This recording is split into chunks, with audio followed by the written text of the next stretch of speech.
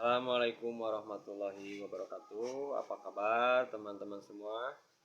Semoga hari ini masih diberi kesehatan, kelancaran dalam setiap urusan, rezeki yang halal dan berkah. Amin ya Allah ya rabbal alamin. Oke, di video saya kali ini saya akan mencoba membahas tentang bagaimana cara mendapatkan supplier beras atau cara mendatangi supplier beras gitu. Jadi langkah-langkah awal gitu, langkah-langkah mudah gitu ya. Sebetulnya ini sudah saya ulas ya dari video saya sebelumnya, tapi mungkin ya kurang mendetail gitu ya, atau mungkin gak tahu karena masih ada beberapa pertanyaan gitu dari teman-teman. Caranya gitu Bang, katanya caranya seperti apa gitu. Jadi saya akan mencoba gitu ya menjelaskan gitu. Jadi ya untuk yang pertama gini ya, sebetulnya untuk mendapatkan supplier beras itu sebetulnya mudah ya gitu ya. Kita tinggal bawa uang datang ke penggilingan padi, mau ke gudang beras, mau ke toko grosiran seperti saya gitu ya. Namun ya mungkin untuk sebagian orang atau sebagian dari teman-teman gitu ya, masih kebingungan gitu ya caranya gitu.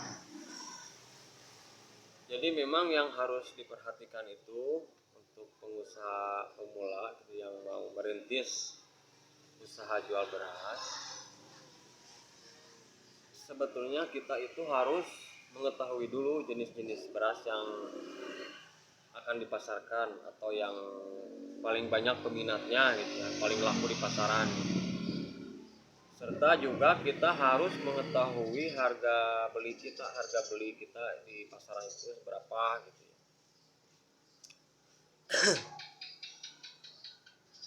Jadi ya itu langkahnya kita harus tahu dulu pasaran beras untuk dijual dan pasaran untuk kita beli. Namun ya memang sih saya juga dulu waktu pertama gitu agak kadang-kadang bingung juga gitu ya, namanya juga belum berpengalaman gitu. Nah saya akan mencoba membaginya seperti itu gitu ya. Kalau Anda sudah paham tentang jenis-jenis beras, harga beras gitu ya, kalian tinggal datang aja ke penggilingan padi, niatkan untuk bersilaturahmi aja gitu ya, lalu tanya-tanya gitu ya, bilang aja kita mau beli beras untuk dijual kembali, istilahnya kita mau mencoba membuka usaha atau merintis usaha kios beras misalnya. Ya nanti juga harganya gitu akan berbeda gitu ya, pasti dibedakan, apalagi kalau kita beli di atas 5 kintal harganya pasti berbeda. Terus soal pengirimannya gimana ya, kalau biasanya kalau kita beli dengan tonasenya di atas 5 kintal gitu biasanya dianterin tanpa perlu ongkos kirim, itu kalau agak dekat. Tapi kalau jauh gitu ya, kalau jauh tetap biasanya kalau misalnya 1 pickup 2 ton nggak usah pakai ongkos kirim. Tapi kalau bisa 1 ton atau 5 kintal biasanya setengahnya gitu, setengah dari supplier, setengah dari kita. Dan untuk Anda gitu yang masih belum paham gitu ya jenis-jenis beras, sekarang gini aja, bila Anda mau datang ke supplier, udah aja cari beras yang putih, yang bebas dari gabah, dari kerikil. Terus Setelah itu yang bentuknya besar gitu ya, besar-besar. Kalau kita belum paham, kita tinggal lihat aja seperti itu gitu. Memang kan jenis beras itu bermacam-macam gitu ya, apalagi sekarang gitu. Ada berbagai jenis, mau panjangan, mau bulat-bulat gitu ya. Dan yang pasti kita lihat aja yang seperti itu gitu, yang bersih dan putih. Insya Allah itu kalau berasnya putih bersih, terus jangan putih bersih aja gitu, harus diremas itu harus agak kasar gitu, jangan sampai licin. Ada kan beras yang licin, kalau yang licin gitu takutnya eh, gimana ya, ada bahan-bahan yang lain gitu. Kalau yang kasar biasanya bagus, yang murni gitu. Eh, dari apa ya, itu tadi ya, kalau mau mencari seperti itu, caranya seperti itu. Kita tinggal datang ke penggilingan padi atau ke grosir atau gudang besar gitu, bisa juga sih, seperti di pasar-pasar gitu ya, ada gudang besar yang menyediakan beras dengan harga murah gitu. Sebetulnya memang sih alangkah lebih baiknya sih di gudang-gudang besar di pasar sih, soalnya biasanya stoknya itu bermacam-macam gitu, dari harga paling bawah sampai harga paling atas gitu.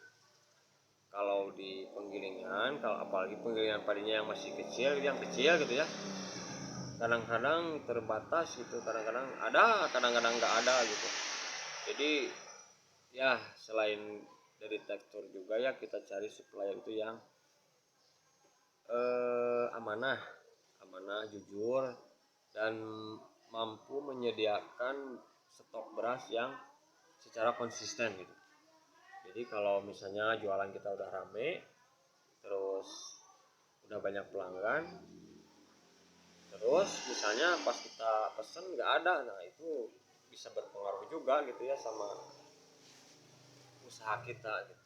Selain kalau kita kekurangan stok kan nanti pelanggan beli ke tempat yang lain. Dan memang ya, selain stok yang istilahnya konsisten secara kontinu gitu, kualitas beras juga harus benar-benar terjaga gitu. Saya memang ngalamin gitu ya, kalau misalnya hari ini bagus, pas dia datang lagi kadang-kadang jelek. Mending kalau mau ditukar, ini kalau istilahnya kapok gitu, dia gak mau beli lagi, itu yang jadi kerugian bagi kita. Jadi pelanggan kita berkurang. Jadi ya, kualitas beras itu harus benar-benar dijaga, harus sesuai dengan keinginan konsumen gitu. Apalagi kan memang ya, harga beras kan bervariasi, tapi kebanyakan mending mahal asal bagus. Ya syukur-syukur kita dapat beras yang murah tapi bagus, tapi itu istilahnya jarang gitu. Tapi ada sih memang, cuma jarang-jarang gitu ya. Kalau yang murah bagus itu gitu jarang. Tapi dari segi apa sih disebut bagus itu? Ya bagus tuh dari, sebetulnya bagus itu bagus setelah dimasak sih, jadi nasi. Ya mungkin itu dulu ya yang bisa saya sampaikan untuk Anda. Semoga ini dapat dipahami ya, dapat dimengerti. Dan semoga untuk Anda yang mau memulai mencoba, saya doakan semoga usaha Anda lancar gitu, diberi kelancaran serta kemudahan. Jangan lupa, inti dari usaha itu yang pertama adalah jujur aja, jujur serta punya niat dan keinginan untuk maju, karena itu adalah kunci dari apapun usaha yang akan kita jalankan. Insya Allah bila itu diterapkan dalam waktu yang tidak lama, usaha Anda akan mengalami perkembangan. Selain itu juga ya, pelayanan kepada konsumen. Pelayanan itu